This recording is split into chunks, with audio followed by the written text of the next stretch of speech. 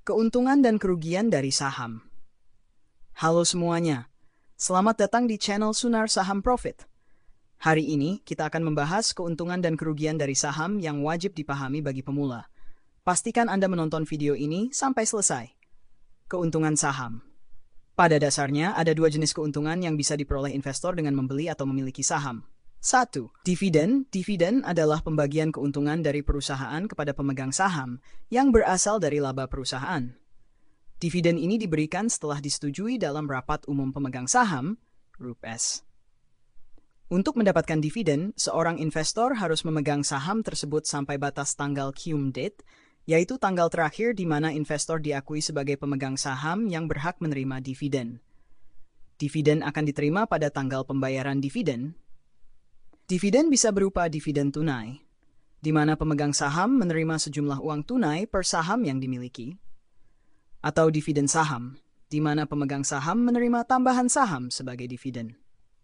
Apabila investor saham ingin menggunakan dividen dan tidak menginvestasikan kembali dividen yang diterimanya, maka atas dividen tersebut akan dikenakan tarif PPA final sebesar 10% sesuai dengan pasal 42 UU PPH.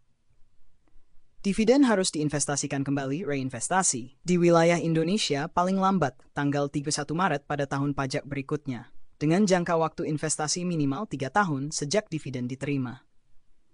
Laporan realisasi investasi harus dilaporkan di e-reporting investasi maksimal tanggal 31 Maret pada tahun pajak berikutnya atau bersamaan dengan pelaporan SPT tahunan orang pribadi.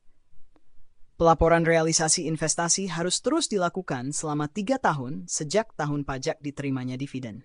Dalam SPT tahunan, dividen dilaporkan sebagai penghasilan yang tidak termasuk objek pajak. 2. Capital gain. Capital gain adalah selisih antara harga beli dan harga jual saham. Misalnya, jika seorang investor membeli saham ABC seharga 5.000 per saham dan menjualnya seharga 5.500 per saham, maka investor tersebut mendapatkan capital gain sebesar 500 per saham. Capital gain yang direalisasikan lewat penjualan saham akan dikenakan PPA 0,1% atas transaksi penjualan efek yang dipungut berdasarkan UU PPA pasal 4 ayat 2. Risiko saham. Sebagai instrumen investasi, saham memiliki risiko antara lain 1. Capital loss. Ini adalah kebalikan dari capital gain, di mana investor menjual saham dengan harga lebih rendah dari harga belinya. Misalnya, jika saham PT ABC dibeli seharga 5.000 per saham dan kemudian harganya turun menjadi 4.500 per saham, lalu dijual pada harga tersebut, investor mengalami kerugian sebesar 500 per saham. 2. Risiko likuidasi. Jika perusahaan dinyatakan bangkrut atau dibubarkan, hak pemegang saham berada di prioritas terakhir setelah seluruh kewajiban perusahaan dilunasi. Jika ada sisa dari penjualan aset perusahaan, maka sisa tersebut dibagi kepada pemegang saham. Jika tidak ada sisa, pemegang saham tidak akan mendapatkan apa-apa. Ini adalah risiko terberat bagi pemegang saham, sehingga penting untuk selalu mengikuti perkembangan perusahaan. 3. Risiko likuiditas.